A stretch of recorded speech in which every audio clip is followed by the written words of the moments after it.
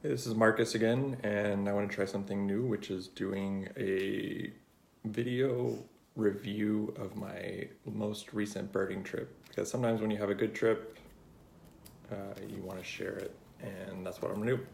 So yesterday morning, I woke up at about 4:30 a.m. and I had a plan to go out to a place called Tulalip Bay, which is just up the road about an hour. So I did that, woke up, got there at about 5 o'clock a.m. and you can see on this map that it's on a reservation, and there's kind of a baseball diamond and a skate park, really good skate park right here. And there's this big shore, and eBird reports for Tulalip Bay had shown that there were lots of shorebirds there. There's especially one person who I guess lives near there, Maxine Reed, who seems to see lots and lots of shorebirds. I did not have that much luck with this location. In fact, I did not see any shorebirds, and in the 45 minutes I was there, I really only saw like 10 species. And not only that, it was kind of I don't know, a less than,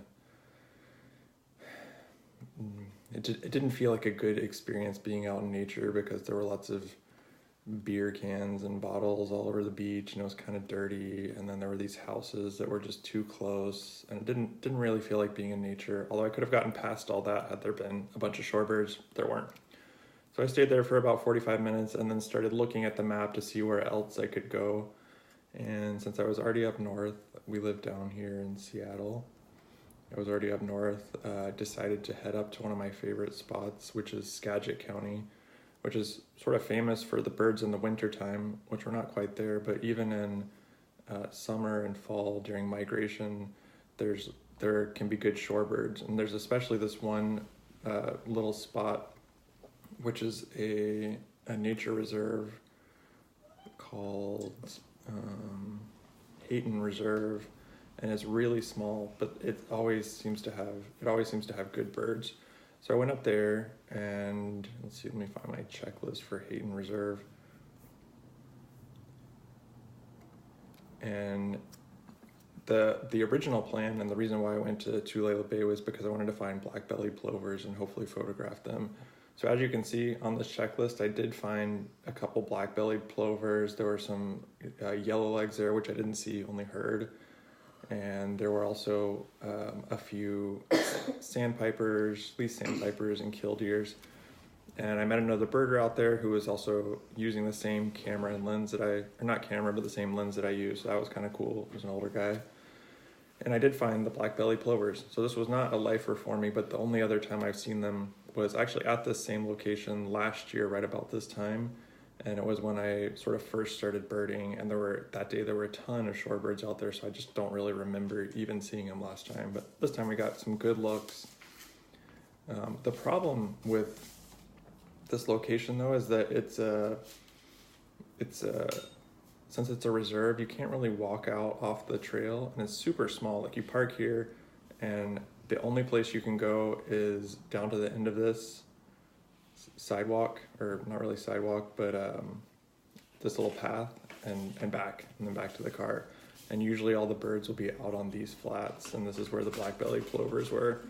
So having got that, I was pretty happy, having seen the bird that I wanted. Usually when I go out, I just feel like I need to get at least one new thing. So either photograph a bird that I haven't seen before, or find a new lifer, or find a new county record, or anything. I just like having like one goal, and if I get that, then it's like this feeling of relief that I can relax and go home and enjoy it. That's probably not a great approach to it, but that's how I feel anyway. So I got that, and I was like, okay, I got my black-bellied plovers, I can be happy with whatever else comes. So since I was out there in Skagit, I decided to try one more spot, and it was a cloudy day, which I was super happy about, because that meant that there would still be opportunities for getting good photos, even though it was now coming up on like 10 o'clock in the day. So if it had not been cloudy and the sun was out, I probably would have kept birding, but the chance for getting a good photo would have been almost nothing. So as I was out there, I was hearing gunshots all around, because I didn't realize that the hunting season opened. Today's the 8th. and hunting season, I think, opened on Tuesday. So I could hear gunshots coming from here, I could hear gunshots coming from here, and this is a really big hunting area, and then there were gunshots coming from up this way. So I actually drove up here. I'm not even going to really go into that because there was nothing here. There's not enough shoreline for shorebirds. There were just some hunters out there. And there were some guys in a field here with a bunch of decoys, Canada geese decoys, which I don't know why you would really want to hunt Canada geese, but they are numerous, so I guess there's that, and that's the only goose that's around right now.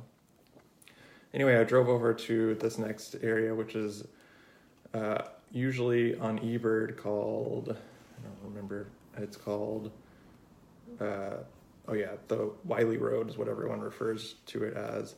And this is where I had much better luck. So in this area, you can see I didn't even really go far at all. In fact, I parked in this lot.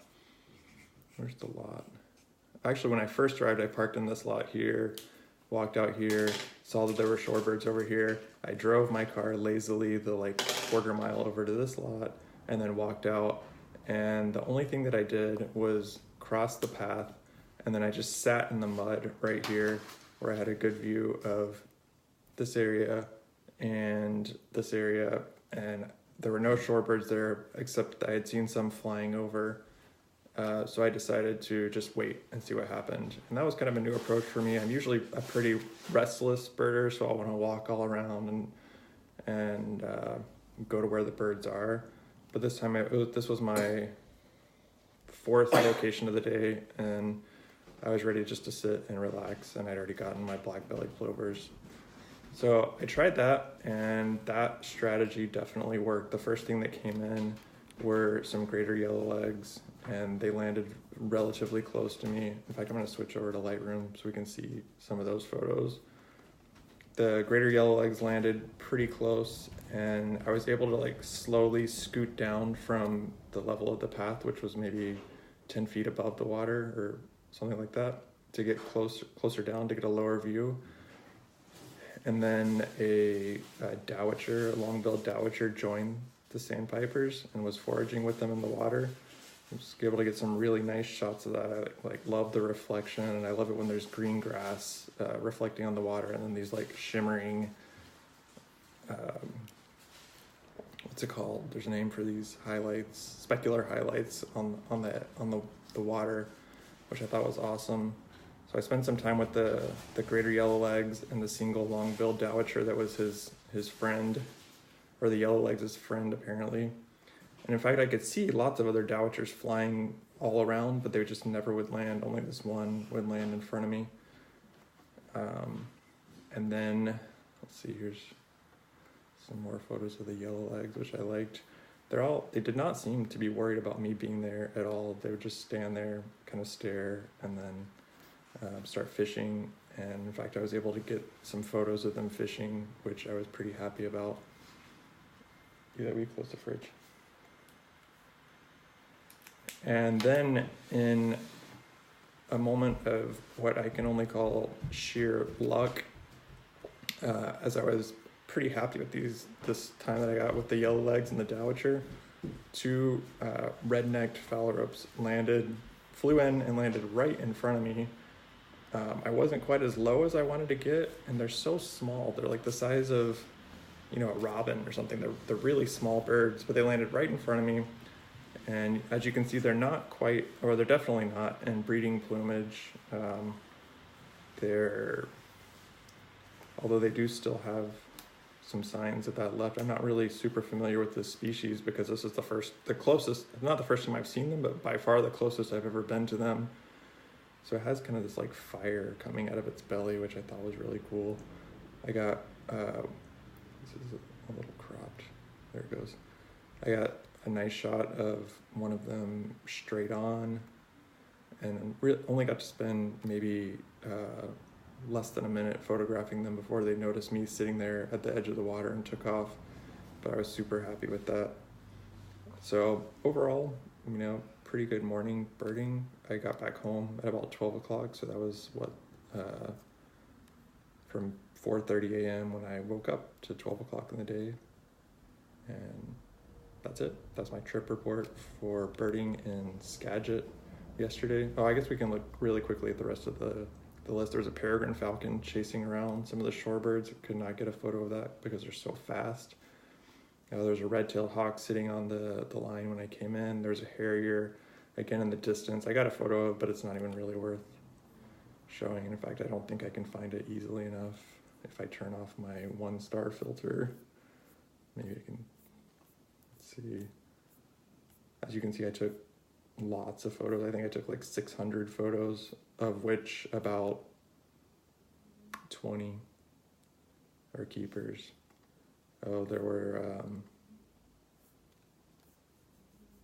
some cedar waxwings sitting up in the trees.